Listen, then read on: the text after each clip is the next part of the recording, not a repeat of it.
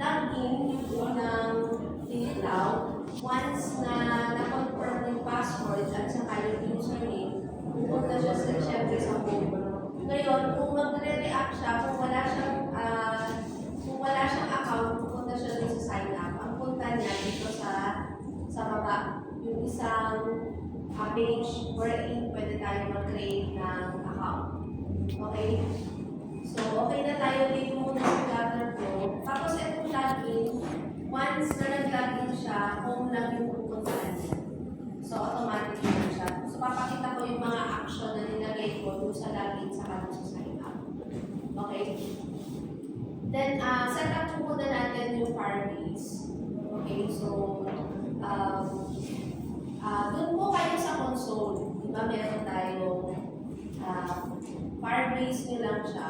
Huwag na kayo mag-create ng account. By default naman, once na naka-login yung inyong Google account, by default siya, punta lang kayo dun sa console. Console lang naman ang kailangan. So, pag clinic nyo yung console, dito na ang punta ng Firebase. Yan, it's the same. Yan. Dito na ang punta nyo. So, create na kayo ng Firebase project. Hindi ako makakapag-create mga anak kasi exit na ako. Sabihin ng exit. Marami na akong nagawa. So, ginagawa ko lang, nilalagay ko lang siya sa isang account ko. Ito, so maraming naman itong database. So, nilalagay ko lang siya kasi hindi na ako makagawa ng isa pa. All you have to do is to create Firebase lang naman. Example, yan yung mangyayari. Marami na akong kasi na-reach ko siya. Okay? So, ang ginawa ko na lang is, inilagay ko na lang siya sa loob ng database ko na isa. Okay? Although, yung database ko dyan, dinilip ko na lang para magamit ko siya. Okay? So, ito yung database. Once na nag-create kayo, ito yung punta nyo. Ito. Ito yung Firebase environment. Okay? So, dito muna tayo sa left pane. So, you have your project overview. Yung pinaka-details ng project natin. Ilang app yung nakakonect. Okay? Tapos, ilang ano-ano yung app na gagawin natin. Android, iOS, web app. So, okay na yan. So, ilalagay naman natin siya o sineselect naman natin siya kung anong application yung para sa kanya. Okay? And then, you have your settings dito. Sa settings, meron kang general dyan. Okay? Ito yung buong configuration ng database ko. So, dito, ito kailangan ko. In order for you to connect to the Firebase, kailangan mo yung project settings dito. Kasi itong project ID, ang nilalagay ng natin kay Flutter Pro para mag-connect. Okay? So, kailangan natin ito. So, pag hindi yung project ID, dito lang tayo pupunta kay general. Okay? So, ito lang ang tatandaan nyo. Okay? Yung usage and healing, okay lang yan. Ang kailangan nyo is the permissions. User's permissions. Sa user's permission, ano kasi si Flutter Pro kasi sa kasi Firebase, kailangan mag-connect. So, kung hindi ka magbibigay ng user's permission sa kanya, hindi siya mag-connect. So, dapat, ilalagay mo, mag-add member ka, ilalagay mo, add member, tapos ilalagay mo yung Firebase at Flutter Pro dagay. Okay? Kasi pag hindi mo siya nilagay, although ibinigay ni Firebase yung code mo, hindi rin madedetermine naman yung caption mo. Okay? So, kailangan mo mag-add ng permission na i-add mo si Firebase dun sa or si Flutter Pro kay Firebase. Okay? So, isa nyo itong ilalagay. So, pag nailagay nyo ito, okay na to, so punta kayo ngayon dun sa Firestore.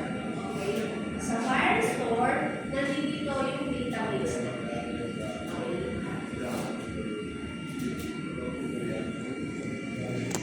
So, dito tayo gumagawa ng database. Okay? So,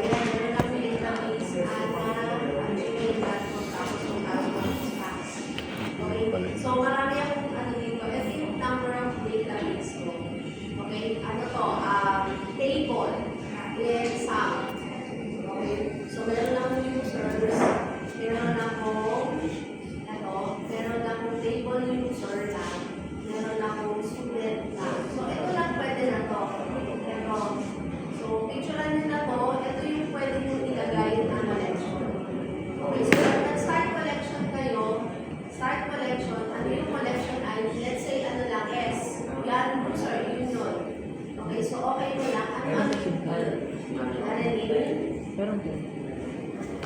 Document ID,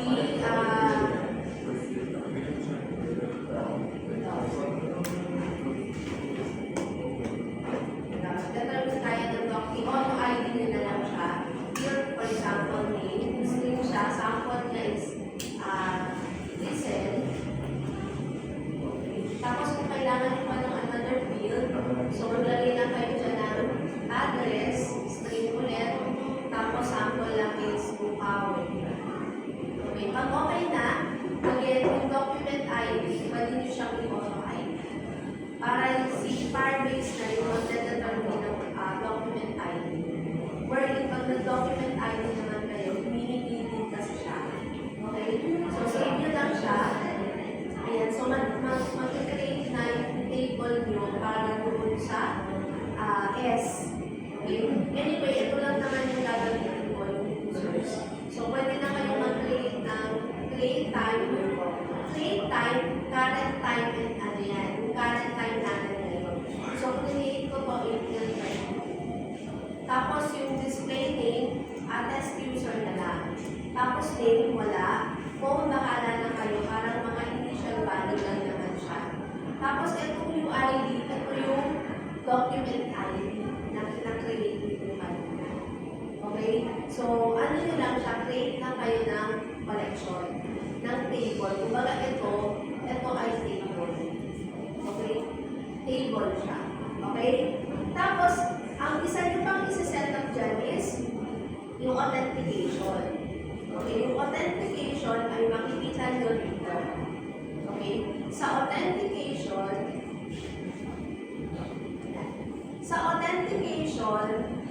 kailangan yung sign-in method, kailangan naka-enable si email at saka si password. Kasi hindi pa naman siya papasok dun sa database natin. Okay? Kumbaga, papasok siya doon sa sign-in na binigay natin sa kanya. Okay? So, by default, kailangan, ito kasi by default naka-disable yan.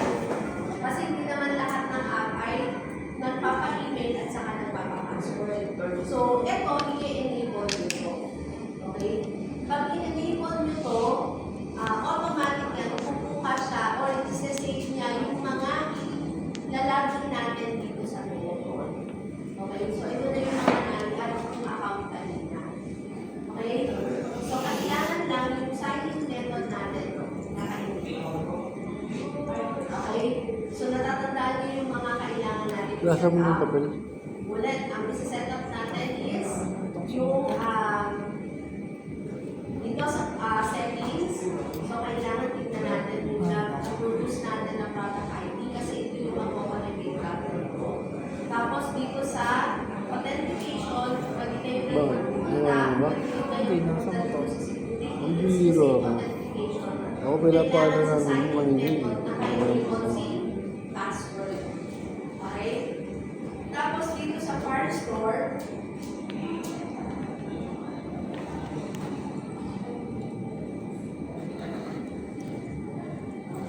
so dito dapat maglalagay tayo ng collection. So kasi pag walang collection, walang database. So ito muna yung ilagay nyo sa collection natin. Itong part na to. Picturean nyo na lang. For the meantime, okay, ito muna yung ilalagay natin. Tapos ano pa ba yung pinaset up ko? Okay, dito sa project overview, meron niyang tatlong app. Sa project overview, mamimili kayo kung anong app ang ilalagay ninyo.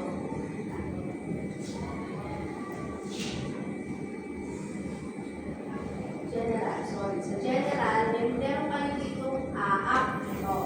Mamili kayo anong app yung ilalagay, gagamitin kasi cross-platform siya eh.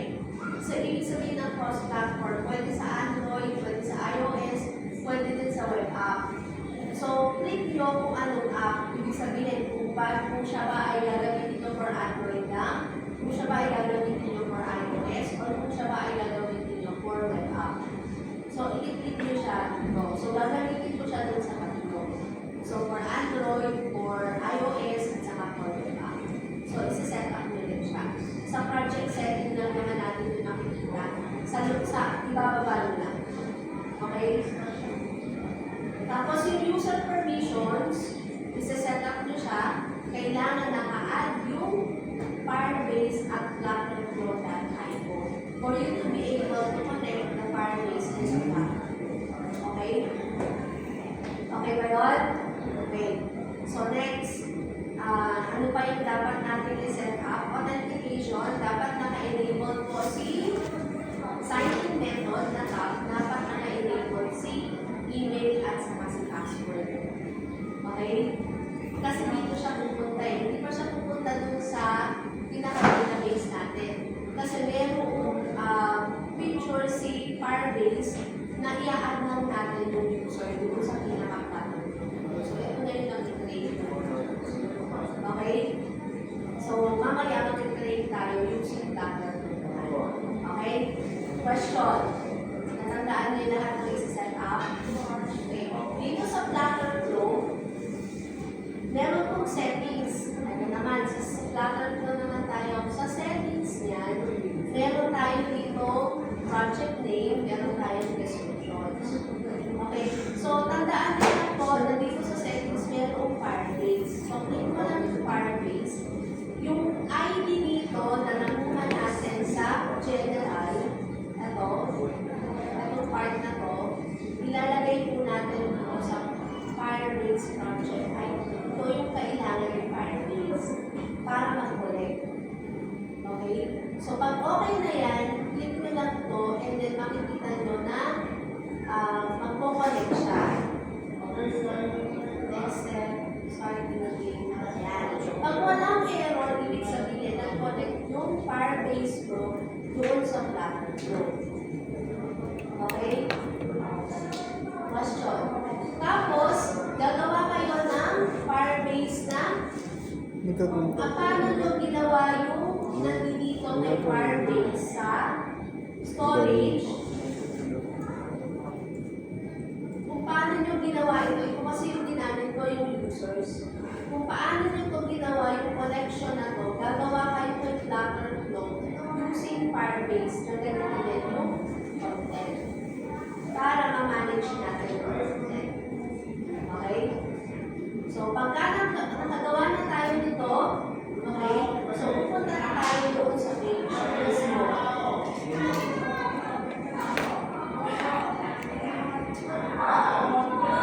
Pupunta na tayo doon sa page. Pagpunta natin doon sa page, pwede na natin lagyan ng action yung mga pwede na natin lagyan ng action. Okay? So, login muna. Okay? Sa login, ano yung action na nilagay ko? Meron akong tatlong action na nilagay. Okay? Yung unang action ko is to authenticate. Kasi, authentication ka ng login eh. Okay? So, yung action mo is authenticate. Lagyan mo muna ha. Tapos, navigate to home at saka yung show snack bar. Yung show snack bar, wala problema eh.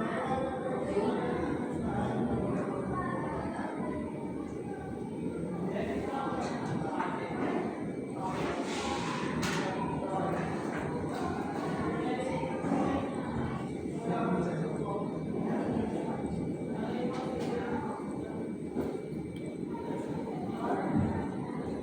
So, nandito siya. So, ang gagawin mo action dyan, authentication. Ito. Tapos, log in. So, ayan. So, mag-create kayo ngayon ng ito siya. A-accept nyo ngayon yung email. Okay? So, sa password field, ito, yung next one. Yung sa password field, ito naman yung text. Okay? Kasi hindi ko na na-edit yung password yung kanina yung email sa kanyang password. Okay? So, okay na yan. Okay? Tapos, maglalagay kayo ulit ng isang action para sa navigation. Saan siya pupunta? Pag nag-login. So, add action, navigate to homepage. Okay? Ito sa snack bar, bahala na kayo sa snack bar. Okay? So, nagtagal nyo na lang ng snack bar. Kaya nyo naman yung show snack bar, diba? Messages lang naman siya. So, nagtagal nyo na lang siya. Okay. Tapos, dito sa sign up, okay, sa sign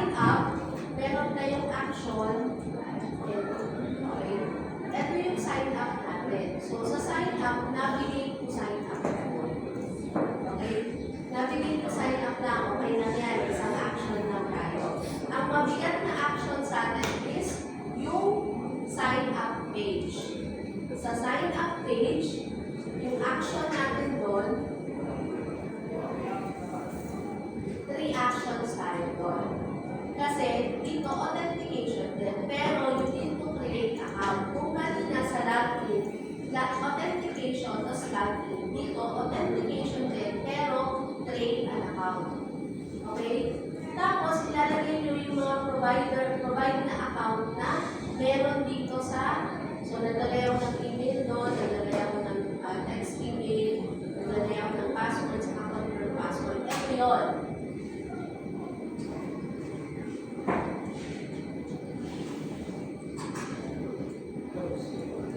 Ito siya. Yun o. Text name, naglalagay ako ng text email, naglalagay ako ng text pass, naglalagay ako ng text confirm pass. Kasi dito, nalilito na ako, kaya nilagay ko na siya ng pangalan. Kanina kasi inulit. Okay? So, pagdating mo dito sa action, yan. So, inilagay ko lahat dun sa authentication. Yung lahat dun ilalagay ko. Okay? Tapos, dito sa action ko, kailangan sa action ko, back and call ka. Kasi, database na siya. Okay? Gagamitin na natin siya for the back end. Okay? So, back and call ka. Ito, pag-create ka na ng document, ano-ano yung fields mo, mag-create na documents, lahat naman mo nandito sa add field. Okay? Anyway, ano to, i-explain ko to sa pusi. Ibigay ko na lang sa inyo yung video, explanation ng pusi. Okay, para meron tayong recall. Tapos, navigate lang ko kung ibig sabihin, pagkatapos na mag-sign up, automatic sa mga okay? So, let's see. Wala namang error, may warning lang. Pagka pula, okay lang yun. May warning lang siya, wala namang, yung mga navigation na may warning. So, pag naran ko to,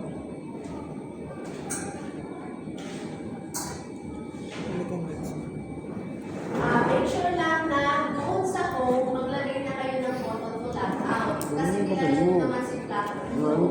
Kapag tinest natin siya, walang log out, hindi siya oo, stuck na siya doon, di ba? So, make sure lang po na maglagay na po kayo ng mga back. Kasi si Platform, ano niya yun, characteristic niya yun. Kapag nilan natin siya, tapos walang back, hindi na kayo makakapunta sa homepage. So, i-edit nyo na kagad yung app nyo. Okay? So, gano'n lang siya. Sige, try ito ko. Teka, hintayin natin para makita nyo na nag-connect siya.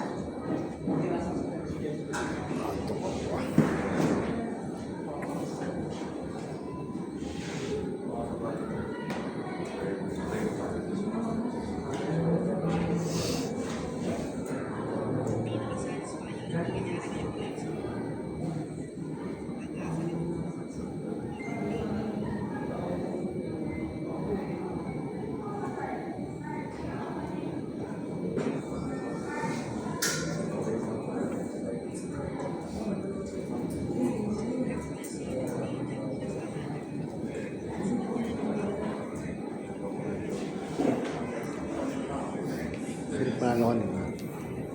Ano pala na nila? Ang login natin, ang login ko ay, so para makita nyo yung user na na-create, punta po kayo sa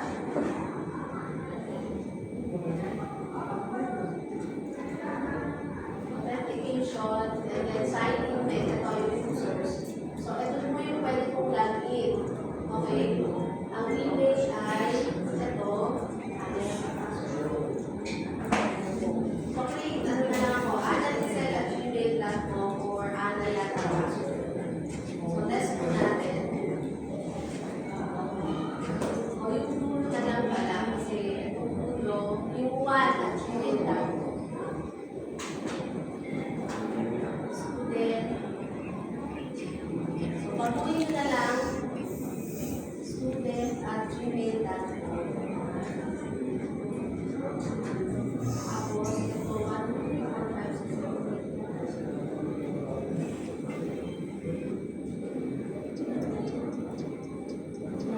Password is invalid for user who is the certificate password.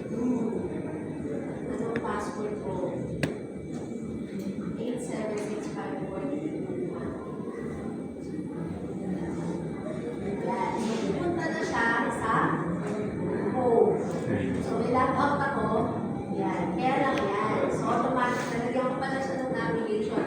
Ngayon, kung magsa-sign up ka, sign up, create a name, kunyari, Thomas. Hindi church. Okay. Tom, at gmail.com. Tapos, ang password niya kunyari na 1, 2, 3, 4, 5, 6, 7, 8. So, 1, 2, 3, 4, 5, 6, 7, 8. So, sign up. So, Thomas, Tom at gmail.com. So, sign up. Yun, hindi ko siya nalagyan ng navigation. Hindi ko alam kasi siya baka wala siyang navigation pa ko. Dinilid ko yata kanina. So, pag-click na siya dito, tapos nirefresh natin to, Firebase.